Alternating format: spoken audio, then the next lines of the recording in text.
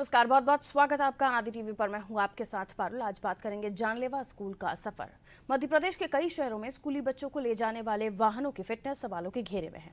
बच्चे अपनी जान हथेली पर रखकर स्कूल जा रहे हैं। स्कूली बसों से लेकर वैन और मैजिक वैन में जाने वाले बच्चे ठूस ठूस कर भरे जाते हैं। इन वाहनों में किसी प्रकार के दिशा निर्देश का पालन नहीं हो रहा है। कानून का सरेआम उल्लंघन किया जा रहा है। ट्रैफिक नियमों की धज्जियां उड़ाई जा रही हैं। जिन लोगों के कंधे पर इस पर अंकुश लगाने की जिम्मेदारी है, वो लोग हाथ पर हाथ धरे बैठे हैं। स्कूल वाहन चलाने वालों की मनमानी चल रही है। कुछ समय पहले एक स्कूली वाहन में आग लग गई थी। हालांकि बच्चों को बचा लिया गया था। इस घटना के बाद कुछ देर के लिए पुलिस सतर्क हुई, थोड़ी बहुत चेकिंग भी हुई, लेकिन इसके बाद फिर से वही रवैया चालू है। अभी भी यही गड़बड़ियां जारी हैं। आज इस मुद्दे पर हम चर्चा करने की कोशिश करेंगे, लेकिन एक रिपोर्ट पहले आपके सामने रख देते हैं।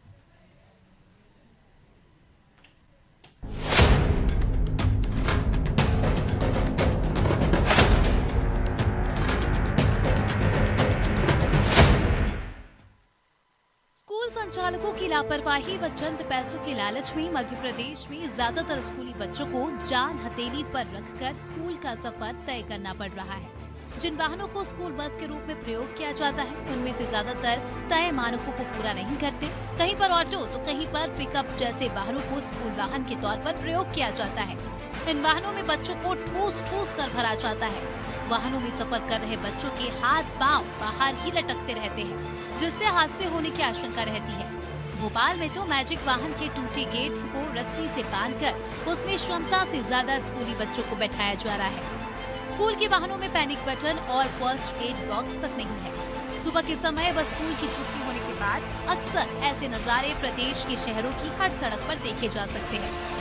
हैरानी की बात तो ये है कि पुलिस प्रशासन व शिक्षा विभाग के संज्ञान में मामला होने के बाद भी अधिकारी मुखदर्शक ही बने हुए हैं। पुलिस प्रशासन व शिक्षा विभाग के अधिकारी पूछने पर एक ही बात कहते हैं कि नियमों की अवहेलना करने वाले संचालकों पर कड़ी कार्रवाई होगी। जमीनी हकीकत ये है कि कार्रवाई के नाम पर कुछ नहीं किया जाता।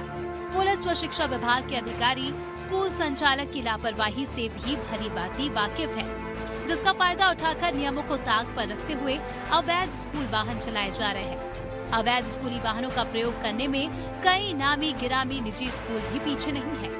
स्कूल वाहनों के रूप में ऑटो, पिकअप व अन्य छोटे वाहनों का धड़ल्ले से प्रयोग किया जाता है। ऐसे वाहनों में बच्चों को ठूस ठूस कर बैठाया जाता है। इन वाहनों के चालक भी ज्यादा पैसे कमाने के चक्कर में एक दूसरे से आगे निकलने की होड़ में लगे रहते हैं। ये वाहन शहर के हर प्रमुख चौक और पुलिस के सामने से गुजरते हैं, लेकिन पुलिस कर्मचारी कार्रवाई की बजाय हाथ पर हाथ धरे बैठे रहते हैं। ज्यादातर स्कूलों ने बस, ऑटो, वैन आदि की सुविधा ठेके पर दे रखी है। बच्चों को ले आने और छोड़ने में जल्दबाजी की जाती है। सुप्रीम कोर्ट के निर्देशों का पालन नहीं किया जाता है।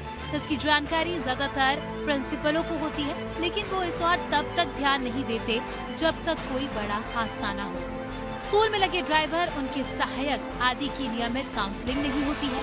किसी तरह का अंकुश नहीं होने से ड्राइवर अपनी मनमानी करते हैं। इसका खामियाजा अभिभावकों को उठाना पड़ता है। तय क्षमता से अधिक बच्चों को बस व ऑटो पर बैठाया जाता है, जो कि एक गंभीर विषय है।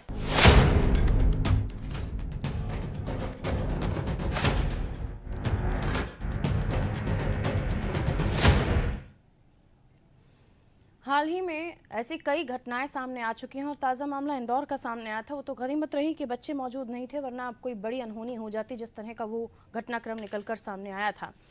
लेकिन अब अगर स्कूली बसों, स्कूली वैन को अगर आप देखें तो किस तरह से बच्चों को भरकर बैठाया जाता है, क्षमता से ज़्यादा बच्चों को बैठाया जाता है। इंदौर डीपीएस स्कूल बस हादसे के बाद कई सारे नियम थे, चेकिंग चल रही थी और हम देखते हैं कि कई जो भी दुर्घटना होती है उसके बाद गाड़ियों की चेकिंग तो शुरू होती है। तमाम नियम कायदों का पालन करवाने की कोशिश की जाती है, लेकिन वो कुछ समय तक के लिए, उसके बाद स्थितियां यथावत हो जाती हैं। क्या ऐसा स्कूल कोई है जो वाकई 100% नियमों का पालन कर रहा है बसों के मामले में, ट्रांसपोर्टेशन के मामले में? तो शायद आपका जवाब हाँ भी हो, लेकिन आप अगर 100 में से 90% देखेंगे तो ना ही होगा। क्योंकि आप अगर अभिभावक हैं तो आप भी अगर अपने बच्चे को किसी भी गाड़ी में भेजते हैं, वैन हो, बस हो, तो उसमें आपको भी ये चेक करना होगा कि जो रूल्स रेगुलेशन है, जो आरटीओ के नियम है, जो सरकार के नियम है, उसको पालन करते हुए गाड़ियां चलाई जा रही हैं नहीं, वरना आपका बच्चा वाकई खतरे का सफ़र कर रहा है। चलिए, हमारे साथ हमारे सहयोगी जुड़े हुए हैं, क्योंकि ये जानना ज़रूरी हो जाता है कि प्रदेश के अलग अलग हिस्सों में क्या वाकई जो ट्रांसपोर्टेशन में आरटीओ के रूल्स हैं स्कूली बसों को लेकर उसका पालन हो भी रहा है या नहीं। तो हमारे साथ शबाना जुड़ी हुई हैं राजधानी भोपाल से, उनसे हम भोपाल की तस्वीर जानने की कोशिश करेंगे। जफ़र भी जुड़े हुए हैं हमारे साथ, उनके पास भी जाएंगे हरदा की तरफ। योगेश इंदौर से हमारे साथ जुड़े हुए हैं। सबसे पहले मैं शबाना आपकी तरफ रुख कर रही हूँ। राजधानी की बात करें तो कई सारे स्कूल हैं, बड़े बड़े स्कूल हैं और कई सारी गाड़ियाँ भी चलती हैं, लेकिन हम अपने आसपास ही देखते हैं गाड़ियों को चलते हुए किस तरह से स्कूली बसें कई बार पालन करती हैं नियमों का, कई बार नहीं करती हैं। उनके अंदर जीपीएस होना चाहिए, स्पीड कंट्रोल सिस्टम होना चाहिए, सीसीटीवी कैमरास होने चाहिए, लेकिन इन तमाम और उसके बाद फर्स्ट एड किट का होना, अगर स्कूली वैन है तो वो गैस किट पर ना चल रही हो या चल रही हो तो तमाम पैमानों को ध्यान पर रखा जाए, कितना पुराना है, मेंटेनेंस, तमाम चीज़ें हैं जो सभी को पता है, सारे स्कूल्स को पता है, बस चालकों को पता है, लेकिन 100% पालन नहीं होता। और उसके बाद हम घटनाएं देखते हैं होते हुए जिसमें बच्चों की जानें चली जाती हैं। हाल ही में जब घटना हुई थी तो किस तरह से वैन में आग लग गई थी, बच्चों को बचा लिया गया था। और उससे पहले एसटीपीएस स्कूल बस हादसा कोई आज तक नहीं भूला, जब भी उस पर बात होती है रोंगटे खड़े हो जाते हैं। तो क्या स्कूली बसों में, स्कूली वाहनों में नियमों का पालन हो रहा है? इस तरह की जो घटनाएं सामने आ रही हैं। बिल्कुल पारुल, मैं आपको बताना चाहूंगी, अगर राजधानी भोपाल की बात करूं तो खासकर लगातार ऐसे मामले सामने आ रहे हैं जहां बस संचालक की बात कर लीजिए आप, जो वाहन संचालक होते हैं वो कहीं ना कहीं लापरवाही की वजह से जो है, थोड़े ज्यादा इनकम की वजह से जो है बच्चों को जो है अपने पिकअप पे बैठा लेते हैं। इतने ज्यादा बच्चे पिकअप में भर लेते हैं कि कहीं दूसरे बच्चों को बैठने की जो है वो जगह नहीं रहती, और उसकी जो स्पीड रहती है वो ऐसे रहती है जैसे सामान्य लोग गाड़ी चला रहे हैं। उनको ये भी ध्यान नहीं रहता है कि कहीं ना कहीं जो है इसमें बच्चे बैठे हैं।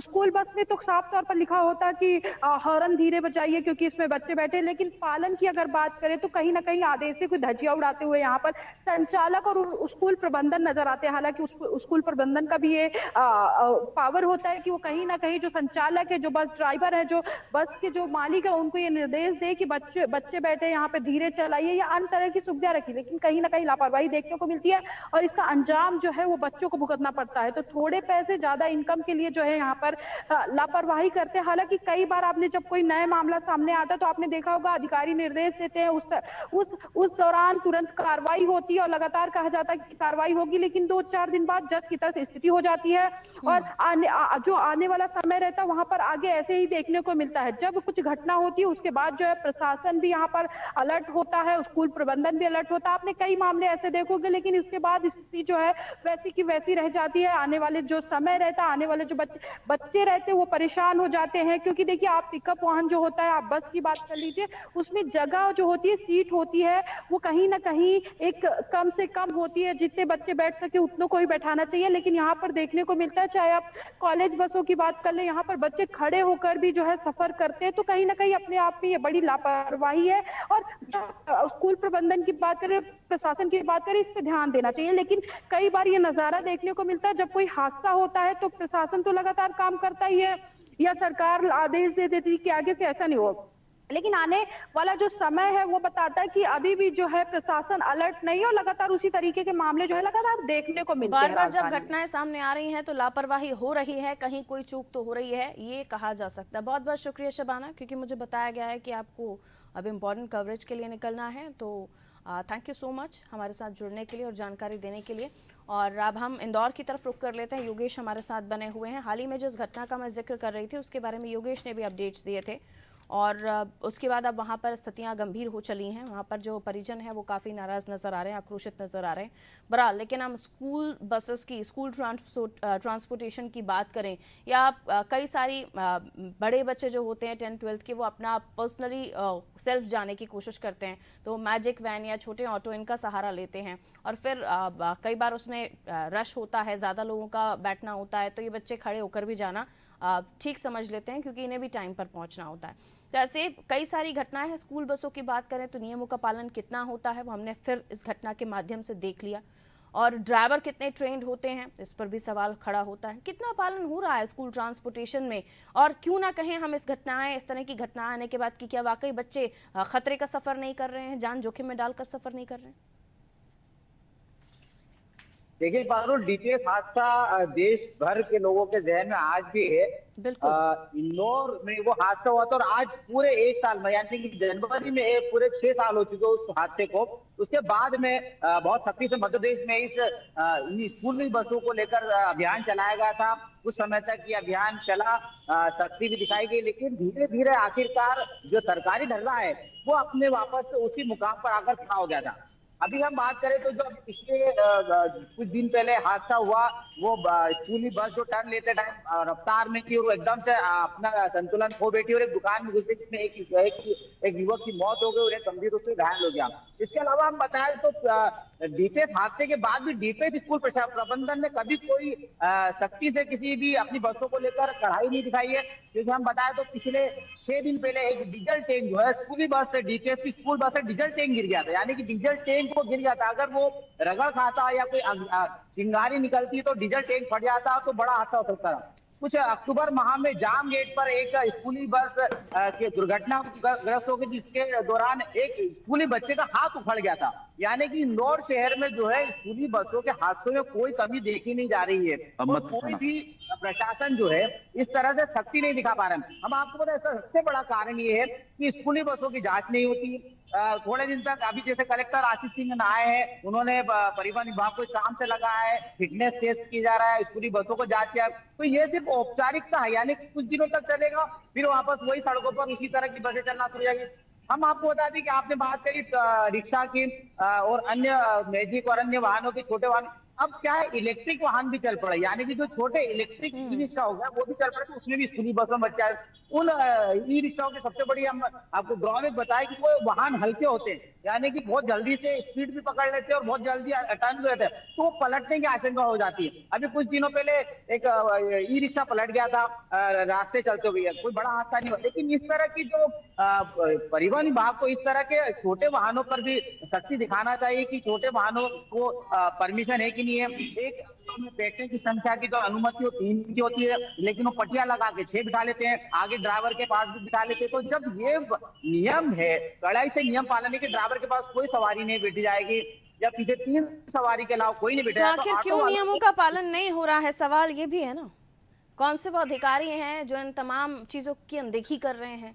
सख्ती है लेकिन सिर्फ नाम भर की सख्ती है, सड़कों पर वो सख्ती दिखाई नहीं देती है। चेकिंग के मामले में सीट बेल्ट और हेलमेट्स की चेकिंग होती है, उसके अलावा क्योंकि जाहिर सी बात है जब बसेस चल रही हैं, ये जो वैन्स चल रही हैं, इनके रजिस्ट्रेशन होते हैं और उनके रजिस्ट्रेशन के रिन्यूअल भी होते हैं। इन जो ट्रांसपोर्टेशन जो इकट्ठी बसें जो ये बिजनेस कर रहे होते हैं इन चीज़ों का, इनका पर्याप्त अंडरस्टैंडिंग काफ़ी अच्छी होती है और इस अंडरस्टैंडिंग की वजह यही है कि इन बसों पे चालान नहीं बनाए जाते। खैर लौट रही हूँ मैं आपके पास, हरदा लिए चलते हैं आपको। हमारे साथ हमारे सहयोगी जफ़र जुड़े हुए हैं। जफ़र, ऐसी कई घटनाएं हैं, छोटी होंगी लेकिन होती ज़रूर हैं और उनके पीछे लापरवाही होती है। और कोई भी घटना किसी भी बच्चे को चोट आए, वो घटना छोटी हो ही नहीं सकती, क्योंकि आप अपने बच्चे को किसी गाड़ी में बैठा कर भेज रहे हैं तो आप उसका पैसा भी उस चालक को दे रहे हैं और उस चालक की जिम्मेदारी बनती है कि वो अपने कर्तव्यों का पालन करें। स्कूल की जिम्मेदारी बनती है कि आप जब बसेस का फीस भरने जाते हैं तो आपसे किलोमीटर के हिसाब से चार्जेस लिए जाते हैं। बस में बैठने भर का ही चार्ज बच्चे का 2-3 हज़ार से कम नहीं होता है और जब आप पैसा उतना ले रहे हैं तो उतनी सुरक्षा भी मुहैया कराइए। कंडम बसेस, जैसे कि योगेश बता रहे, डीजल टैंक गिर जाता है साहब, ये कितनी बड़ी खतरनाक घटना हो सकती थी। और ऐसी कई सारी घटनाएं हैं जिन्हें छोटी मोटी आकलन, क्योंकि इसमें मौतें नहीं होती, इसलिए छोटी मोटी घटनाओं कह के उनको चलता कर दिया जाता है। और बड़ी घटना हो जाती है डीपीएस बस हादसा, उसके बावजूद भी कुछ साल बाद स्थितियां जस की तस हो जाती हैं। बच्चों की जान के साथ खिलवाड़ ट्रांसपोर्टेशन क्यों कर रहा है? स्कूल जो चला रहे हैं ट्रांसपोर्टेशन या प्राइवेट जो लेकर जा रहे हैं,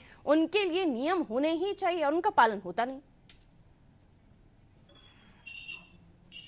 जी पारुल जी, देखिए अभी आपने जैसा कहा कि छोटी मोटी घटनाएं कहकर उनको टाल दिया जाता है। हमारे यहाँ का जो प्रशासन और जो जिम्मेदार है वो बड़ी घटना होने का इंतजार करते हैं। बड़ी जब घटना होती है स्कूलों की और जो हाईवे पर, रोडों पर जो बड़ी घटना होती है, उसके बाद ही यहाँ का जो जिम्मेदार है वो सचेत चेतते हैं और उसके बाद वो अपनी जिम्मेदारी को कुछ दिनों तक निभाते हैं। कुछ स्कूल संचालक और स्कूलों, तो बड़े बड़े स्कूलों द्वारा जो है तो पालक उससे बड़ी फीस, मोटी रकम जो ट्रांसपोर्टिंग के नाम पे ली जाती है, परंतु उनको जो सुविधाएं वहां देनी चाहिए वो सुविधा पर्याप्त मात्रा में पर्याप्त सुविधा नहीं दे पाती। अभी अगर जो बसों की चेकिंग की अगर बात करें तो स्कूल के ट्रांसपोर्टिंग के लिए जो बसें और जो ऑटो रिक्शा का इस्तेमाल होता है, अगर उसकी ठीक तरीके से जांच और चेकिंग अगर समय समय पर हो तो वो उसमें कई खामियां मिलेंगी। कल हमने देखा कि इटारसी के सीएम राज स्कूल की एक बस थी, उसका जब फिटनेस चेक किया गया तो उसका फिटनेस नहीं मिला, और जो पूरी बस खटारा बस थी उसकी जो दरवाजे थे वो भी रस्सी से बंधे हुए थे, जिसके बाद उसका फिटनेस निरस्त किया गया। लगातार पूरे प्रदेश के साथ साथ अन्य अन्य राज्यों में से भी ऐसी घटनाएं सामने आती है कि जो है तो स्कूलों को, बच्चों के स्कूल को छोड़ने वाली बसें और जो ऑटो रिक्शा वगैरह होते हैं वो कंडम होते हैं और हादसे का शिकार होते हैं। हादसे के शिकार के बाद उनकी जो खामियां होती हैं वो नजर आती है। परंतु क्या जिम्मेदार जो है वो इंतजार करते हैं कि कब ऐसा हमें मौका मिले और उसके बाद एक घटना हो और उसके बाद हम सचेत हो और उसके बाद कार्रवाई करें।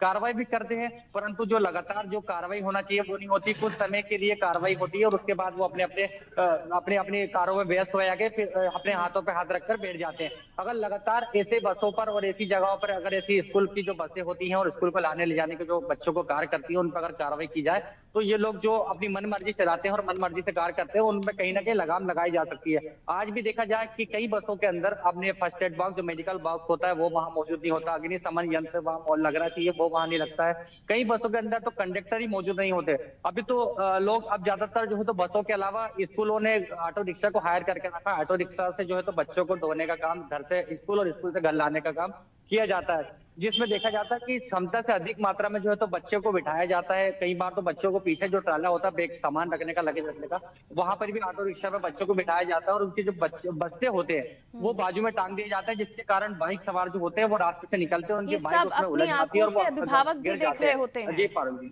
ये पेरेंट्स भी देख रहे होते हैं। जब आप अपने बच्चे को गाड़ी में बिठाते हैं, हाँ वो बात अलग है कि आपका बच्चा आपका स्टॉप जो है पहला या दूसरा ही स्टॉप पड़ रहा हो उस वैन या बस के लिए, तो आपको बस या फिर वैन जो आपकी गाड़ी जा रही है वो खाली मिल सकती है। लेकिन आगे जाकर जब लास्ट स्टॉप तक या आखिरी किसी बच्चे को वहां से पिक करने की जब बात आती है उस वक्त आप उस गाड़ी को देखिए तो आपको चिंता होने लगेगी। अगर आप अभिभावक हैं तो आपको वाकई चिंता होगी कि आप किस तरह से अपने बच्चे को भेज रहे हैं। और मुझे तो समझ नहीं आता कि अगर जो अभिभावक देख भी लेते हैं, क्योंकि इसलिए कि आपको अपने स्टॉप तक गाड़ी मिलनी है नहीं मिलनी है, इसलिए आप उस गाड़ी वाले को कुछ नहीं बोलते हैं।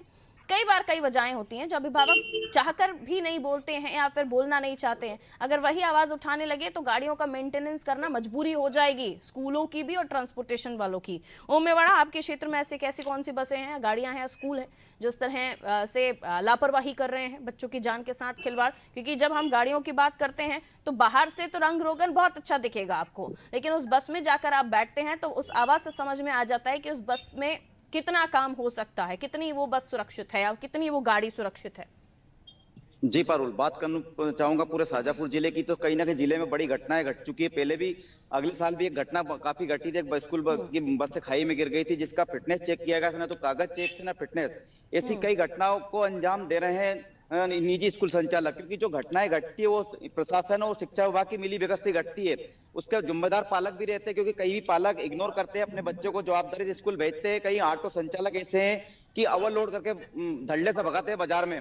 जिन छोटे छोटे बच्चों को पालक अपनी जवाबदारी से स्कूल भेजते हैं उतनी जवाबदारी से उन बच्चों की प्रशासन जवाबदारी नहीं लेता है। वो सबसे बड़ी बात तो है कि जो आरटीओ रहता है, जो जिनको कार्रवाई करनी चाहिए, जो मुख दर्शन बड़ा खड़ा रहता है, उनके सामने से रोज गाड़ियां निकलती है, बिगर कागजात से गाड़ियां निकलती है, बिगर फिटनेस की कागज, यहाँ तक कि फास्टैग का बैग की तरह ना पेनिस बटन रहता है। जबकि सरकार के जो गाइडलाइन जो नियम रहते हैं उन नियमों को ताक पर रखकर प्राइवेट स्कूल वाले अपनी मनमानी से उन बसों को हायर करते हैं। क्योंकि प्राइवेट बसें हायर करने का कारण मेन एक ही रहता है कि कम खर्चे में गाड़ी मिल जाती है, पालकों के ऊपर बोझ ना पड़ता है, वो मोटी वसूली फीस वसूलते हैं। उसी कारण से पालक भी उसको अनजान तरह इग्नोर कर देते हैं, ताकि क्योंकि उनके कॉलोनी में गाड़ी नहीं जाती है तो कम जैसे 300 रुपए महीने की अगर फीस ले रहा है ऑटो वाला तो उनके बच्चों को भेज देते हैं। लेकिन अनदेखी क्यों? और इसका सबका जिम्मेदार प्रशासन ही रहता है, क्योंकि प्रशासन के सामने सब काम होते हैं। कोई घटना घटने का इंतजार सिर्फ प्रशासन करता है, क्योंकि जब तक घटना नहीं घटती है कोई चेकिंग वाहन नहीं होता है। अभी तक जिले में ऐसी कोई घटना नहीं घटी है तो प्रशासन मुख दर्शन खड़ा रहता है। क्योंकि जो स्कूल है, निजी स्कूल जो अपनी बसें फिटनेस के नाम पर हायर करते हैं, उन बसों का 3-3 साल से फिटनेस ही नहीं है, आरटीओ नहीं है। जो ड्राइवर गाड़ी चलाते हैं उनके ना तो लाइसेंस रहते हैं, ना उनके पास में कोई वर्दी रहती है, ना किसी गाड़ी में ऐसा कंडक्टर रहता है जहां बच्चे उतरते हैं, जहां ट्रैफिक रहता है, जहां बच्चों को उतारा जाता है वहां बेसहारा बच्चों को उतार के रोड पे छोड़ दिया जाता है। कई बार ऐसी घटनाएं घट चुकी है पारुल। इसका जवाबदार प्रशासन है या और कौन?